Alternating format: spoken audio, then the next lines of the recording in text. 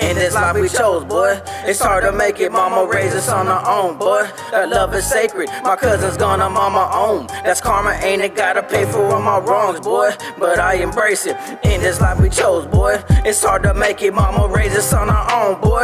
That love is sacred, my cousin's gonna mama own. That's karma, ain't it? Gotta pay for all my wrongs, boy. But I embrace it, gotta get it on my own now. My cousin's gonna rip my soul out, but I'm home now. But through this crisis, good with everybody, man. I hope everybody's having a productive day, feeling a blessing. Like I always say, it's one life, one chance. We only got one chance to do this right. Let's get it done. With that being said, I tried to do something new today, but I felt it was important because one of my subscribers, you know, out of the kindness of his heart, he actually bought me a Canon camera. It's a beginner's camera when you want to get for beginners to get into photography. And I had fun doing it. I went on a little nature adventure, took some pictures. You know, I'm practicing with it, learning it every day. I spend a lot of time really on YouTube studying it, trying to memorize it, practicing with the lenses. I'm not looking up professional lenses. It's always a thing I want to be. I was passionate, but I always wanted to do. One of my biggest inspirations, if you guys haven't watched him, is his name is Drex Lee. Look him up on TikTok. Look him up on Instagram. Show you some footages of him right here. That's the kind of things that I want to get into. That's the kind of things that inspire me. Like just some, he used a Samsung Ultra, Pro Ultra or something like that, and did videos like that, edited them in a professional manner, and then he got sponsored by a Samsung company. Now he's making thousands of dollars, and all he does is go around places asking people, "Hey man, can I? This is me. This is my footage. Can I do this for you?" Advertising for people, and he just gets followers after followers, money after, you know what I mean? It's just possibilities are endless. A lot of times I record just that video I did for you guys for the little adventure was just off my iPhone. That was just a cinematic view, and people were asking me on Instagram like, man, what was that, an iPhone or was that a camera? I'm like, bro, that's an iPhone. You just got to learn how to, you know, just set your settings right.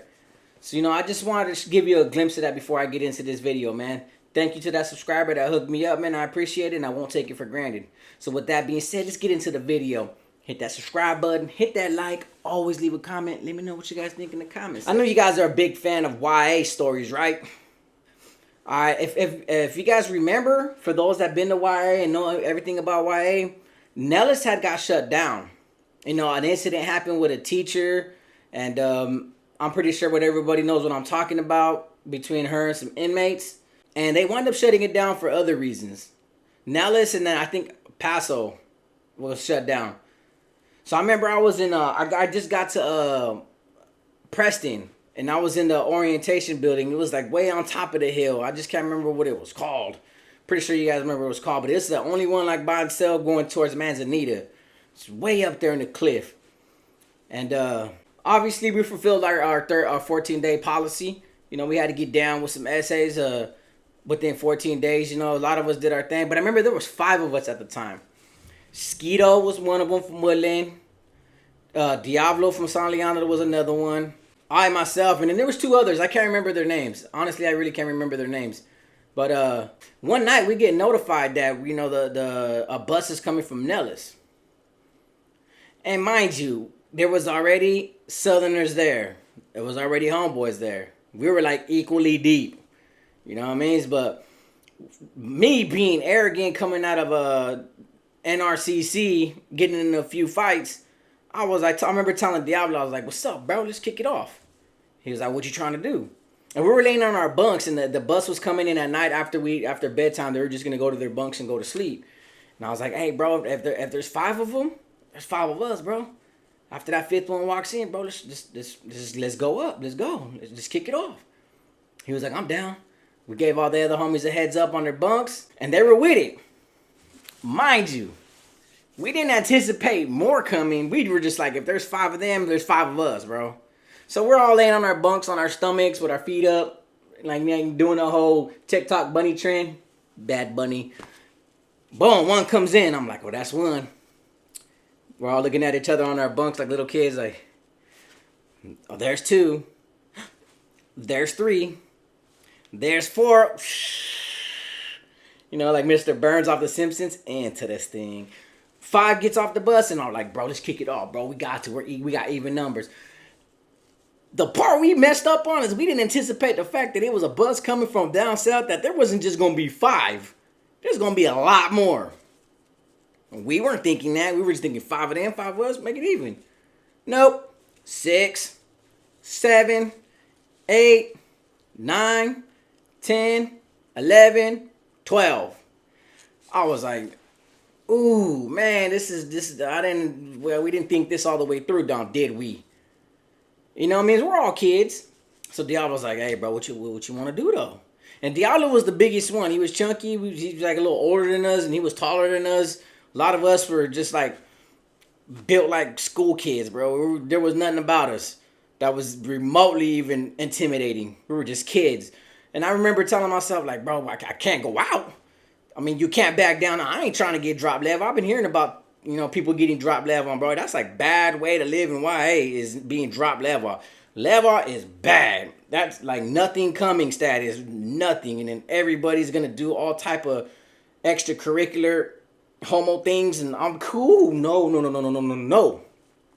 I was like, bro, ain't no backing down now, but we already said what we said. The homies are already, but you could see all of our faces went from like, yeah, to like, damn, there's 12 of them. Man, how we gonna do this? And I was like, bro, let's go up, bro. There's nothing we could do. We already said we're gonna do it, bro. Come on. Dad was like, all right, I'll give you a heads up when I'm gonna do it. I'm like, all right. So now, stomach's turning. You know what I mean? My balloon knot's going like that. It's just going. You know what I mean? And I'm just waiting, bro. And Diablo makes us wait like an hour and a half, after like the 10:30 count or something. I was like, man, bro, this was taking so long, bro. I just want to get this out the way. You know what I mean? This is my first YA ride, bro. Like, we got to get this done, bro. Let's get it done. Sure enough, I see him go. And the guard's like, what's up? He goes, can I use the bathroom? Guard goes, go ahead. Remember, the guard's in a little box. And in that box, it's caged off and it's fenced off. And he has like 2 little slots so he can throw the grenade launchers. You know what I mean? Or the bombs. Bam. So, bam. We're going in. The homie's going to the bathroom. And then he stops and washes his hands. I'm like, bro, like, are you prolonging it just a couple seconds longer? Like, bro, just get up and do your thing. Like, why'd you go to the bathroom? We didn't get a chance to go to the bathroom. For all you know, I gotta poop. You know what I mean? I got the bubble guts. My stomach's hurting. Butterflies. You give me the common courtesy to go take a dump then, since you're gonna go take a, you know what I mean? Zalicazo. And then he washes his hands and he's like he got OCD. He's like, I'm like, bro, like, what are we waiting for, bro? Like, how clean do your hands need to be to put hands on somebody, bro? I mean, you that meticulous about germs or something? We're about to get dirty right now. And then I just see him walk back, like, towards his bunk, but one of the Southerners that got off the bus was on the bottom of his bunk, but behind him. And all I hear is, hey, welcome to Northern California, homie. And he drags him off. I was like, this is it, go time. We get off. I didn't know who to get on, because I didn't even remember where everybody was. Most of them were put on the single bunks. All the triple bunks were already taken up. So I just rushed with him. And then I just hear scuffling back there. And all I hear is, hey, man, get back in your bunk. Get back in your bunks. Get down. And I hear the alarm go off. So we're squabbling. It took about maybe 7 to 10 seconds. 7 to 10 seconds. You know, me and the homie were jumping this fool cool. And we got bomb rush, bro. I felt like we got hit with one big hornet's nest. I was like, man. So I'm pushing my way through. I'm like, I got to get out, because the bunks, we were like barricaded. They had us boxed in. So now we're fighting, and I'm pushing them out the way, and I get past people, and now I'm in the middle of a little hallway, and I just see a can go, ting, ting, ting, ting, ting, ting. Looked at my feet, first time I ever seen a bomb, and it goes, man, I seen all kinds of powder dust hit my face. I was like, oh. So imagine dry heaving, throwing up while you're getting jumped. So I'm like, and dude, these guys must have kicked my shins like they watched the movie Kickboxer with Jean-Claude Van Damme when he was kicking the bamboo stick. Bam, bam, bam. I swear, for my calves and my shins and my knees looked like hooker knees after like a week. They were just black and purple. Them dudes kicked me all through my legs trying to get me to fall. And they were jumping me. So imagine that, bro. I'm trying to breathe.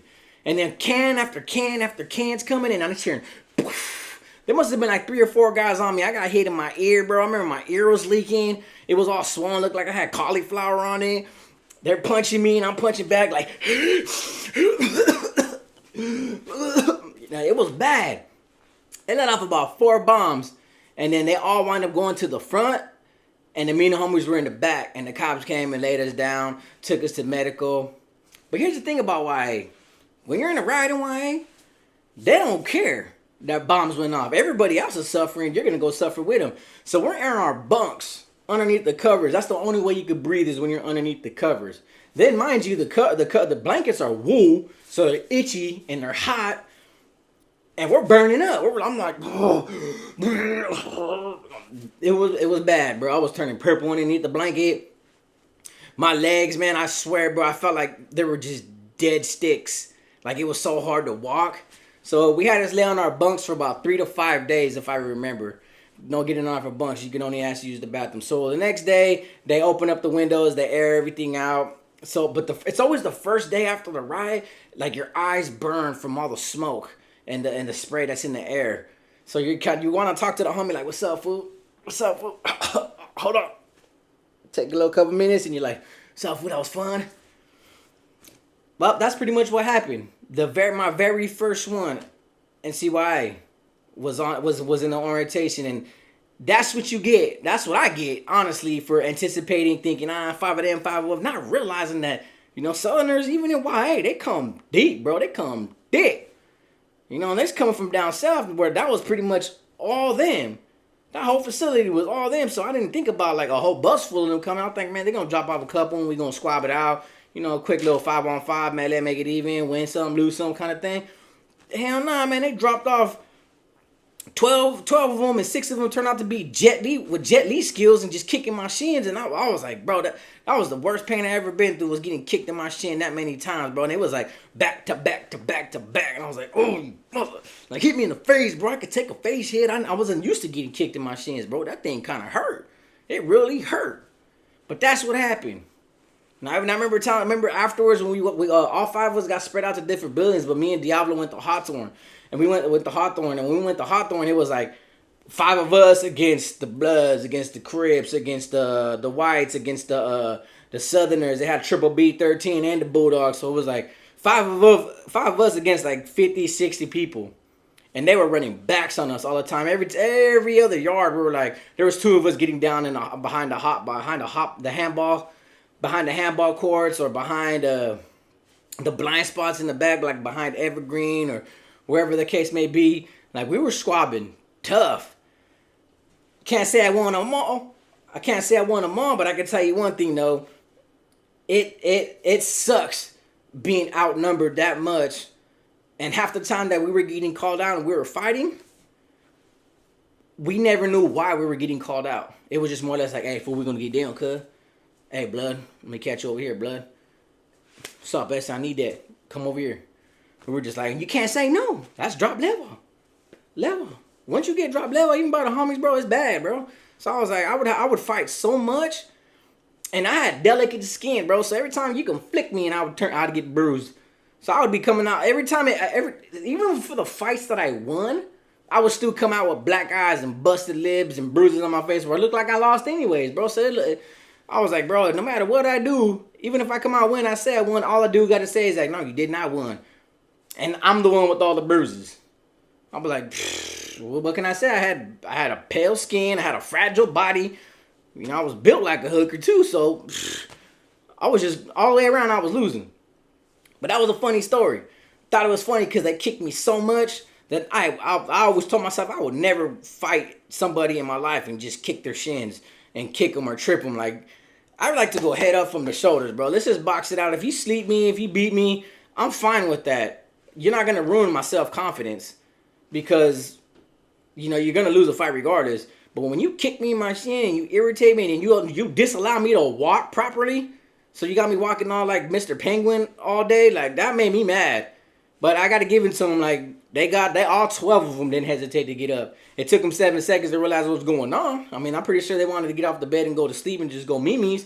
But we welcome them in. We welcome them in. But later on, it backfired anyways, because on Hawthorne, it was 5 of us against everybody else. So I was like, oh, my God.